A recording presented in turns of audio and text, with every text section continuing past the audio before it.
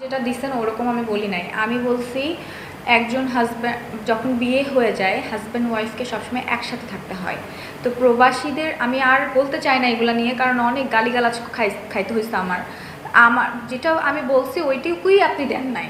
আমি এখন সবার মধ্যে বললাম, হ্যাঁ ওইটুকুই দেন নাই, দিচ্ছেন যে করা উচিত না। আমি তো এটা বলি নাই, আমি বলছি বিয়ের পর হাজব্যান্ড অ্যান্ড ওয়াইফকে একসাথে, এখন সে প্রবাসে থাকুক ওয়াইফকে নিয়ে যাক, বা প্রবাসে সে বিয়ে করুক, একসাথে থাকুক আর কি। হাজব্যান্ড ওয়াইফকে ইসলামী যদি আমি দৃষ্টিতে দেখি তাহলে আমি তো এটাই চিন্তা করব যে হাজব্যান্ড ওয়াইফ সবসময় একসাথে থাকবে, কিন্তু বিয়ে করা উচিত না আমি কিন্তু এটা মানে এটা বলি নাই আমি, মানে এরকম কিছু হয় নাই, হয়তো আমার কথাতে ডাবল মিনিং বের হয়েছে। আচ্ছা আপু, আপনি তো অনেক জ্ঞানী। আচ্ছা আমি প্রশ্নটার সাথে একটু সংযোগ করব, সেটা হচ্ছে ধরেন আমরা তো আসলে মানে গরিব কান্ট্রি, আমাদের উপার্জনের জন্য প্রবাসে যেতে হয় এবং ফ্যামিলিকে সবসময় যাওয়াটা পসিবল হয় না। সেক্ষেত্রে কিন্তু প্রবাসে আমাদের থাকতে হয় আমাদের পরিবারকে রেখে। সেই ক্ষেত্রে আসলে করণীয় কি? বিবাহ করে তো জানা ওয়াইফকে যেতে পারে না, আমি তো ওটাই বলছি যে তাহলে প্রবাসেও তো অনেক মেয়েরা থাকে, মানে এটা আমার অপিনিয়ন, এটা করতেই হবে নট নেসেসারি। আপনি আপনার অপিনিয়ন দিতে পারেন না, এটার জন্য কি আপনি আরেকজনের কাছে গালি খাবেন?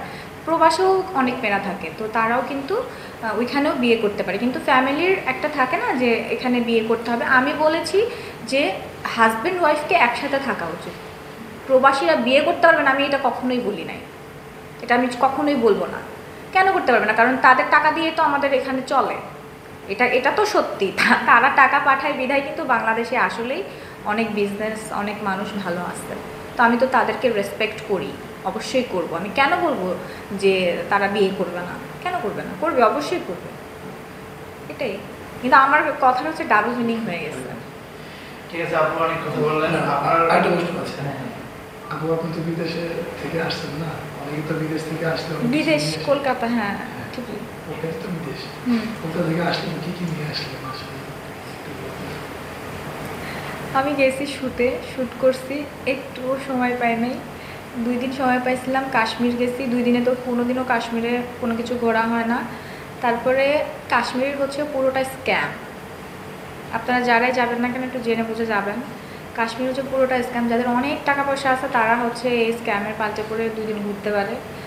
সো আমার কাছে মনে হয়েছে আমরা একটা স্ক্যাম থেকে যখন বেরিয়েছি, কাশ্মীর যতটা সুন্দর ততটাই সুন্দর তাদের স্ক্যাম। আপনি বুঝতেই পারবেন না আপনার কাছ থেকে হাসি দিয়ে তারা কিভাবে আপনাকে ঠকাবে, মানে এরকম জাতিই আমি দেখি নাই। এটা একটা অন্য জাত, এই জাতের সাথে কোনো জাতের হয় না। আর আমরা বাঙালিরা তো মুখে একটু মিষ্টি কথা বলছে মানে সেই আমার আপন মানুষ। হ্যাঁ, তো তাহলে ভাবেন বাঙালিদের ওরা কিভাবে চুষে খায়, কি ধরনের স্ক্যাম করছে? পুরো স্ক্যাম। মানে আমার সাথে না, আপনারা দেখবেন বিভিন্ন ব্লগার এবং যারাই ওইখানে গেছে প্রত্যেকেই কিন্তু স্ক্যামের শিকার। ধরেন আমি বলি, আমি যেই গাড়িটাতে উঠবো সেই ড্রাইভার, আপনি তো কাশ্মীরের, আপনি তো চিনেন না, তো আপনি তো ওই ড্রাইভারকে জিজ্ঞেস করবেন রাইট, যে আমি জাফরান কিনবো, আমাকে ওই শপে একটু